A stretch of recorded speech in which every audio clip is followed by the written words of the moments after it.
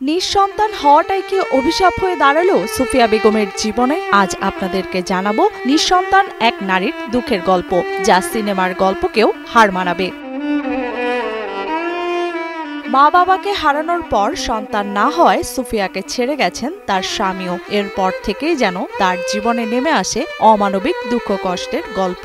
স্বামী ছেড়ে গেছে কেন, আমার বাচ্চা কাচ্চা নাই, তার জন্য ছেলে মেয়ে হয়েছে না, কি কারণে টান দিয়েছে না। সন্তান নাই দিকে আইলে জামাই বিয়া হচ্ছে, এরপর আমাদের লই হচ্ছে। 2010 সালে স্বামী নয়ন আহমেদের সাথে বিয়ে হয় সুফিয়া বেগমের। সন্তান না হয় বিয়ের 7 বছর পর স্বামী আরেকটি বিয়ে করেন। এরপর 2021 সালে তার স্বামী তাকে একেবারে ফেলে চলে যান। তারপর যেন একাই কষ্টের জীবন পার করছেন তিনি। বিয়ে হয়েছে আমার 2010 বিয়ে হওয়ার পরে কিছুদিন স্বামী করে করছি 8-10-12 বছর। তাহলে আমার স্বামী মানে কিছু কোনো খোঁজ খবর না। একটা মারফুটে একটা বাইও নাই, বাপও নাই, বাই কেউ নাই, ও বঞ্জা মাঠে টান। বর্তমানে সিলেট মহানগরের আম্বরখানা এলাকায় ছোট একটি কক্ষে একা দিন কাটান সুফিয়া বেগম। বাড়ি হবিগঞ্জের মাধবপুর উপজেলার সুন্দাদিল গ্রামে হলেও সেখানে আপন বলতে কেউ নেই তার। মনে একটা কষ্ট লাগে আমার। মারফুটে আমরা তার কেউ নাই, আমরা 2 বোন, বাইও নাই, বাপও নাই, 3 বোন আছে, এগুলো বোন মরে গেছে, কষ্ট করে সে যখন আমরা 2 বোন আছি।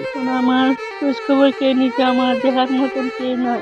মানুষের বাসা বাড়িতে কাজ করে কাটত সুফিয়ার একাকী জীবন, কিন্তু ভাগ্য আরো কঠিন হয় যখন ডায়াবেটিস, ফুসফুসে পানি জমা আর শরীর ফুলে যাওয়ার মতো জটিল রোগে আক্রান্ত হন তিনি। কাজ করছি আমি, বাসা কাজ করে চলছি, এখন আমি চলতে পারি না, খুব কষ্ট আমার চলতে। পরিবারে মা বাবার পর আছেন শুধুই তার বড় বোন। বড় বোনের পরিবার তাকে মাঝে মধ্যে দিচ্ছেন খাবার ও চিকিৎসার খরচ। বড় বোন রিনা বেগম ও দুলাভাই ফারুক মিয়া যতটুকু পেরেছেন পাশে থেকেছেন, কিন্তু সপ্তাহে 900 টাকার ওষুধ আর সুফিয়ার চিকিৎসার খরচ চালানো তাদের পক্ষে সম্ভব হচ্ছে না। এক বোনের দ্বারা এসে আর চলেছি, জামাইও দিন মজুর হানে দেখা আমার দেখছেন করে।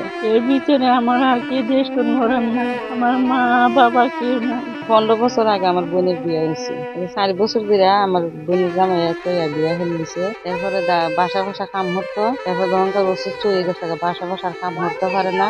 এরপরে আমার দ্বারা লইছি ডেলি 900 টাকার ওষুধ লাগে। ওষুধ আমরা খরচা দিতাম, মানে সংসার চালাই হারি নাম্বার আমার বাসার মধ্যে আমি 800 দিচ্ছি, দেওয়ার পরে একটার পর একটা রোগ।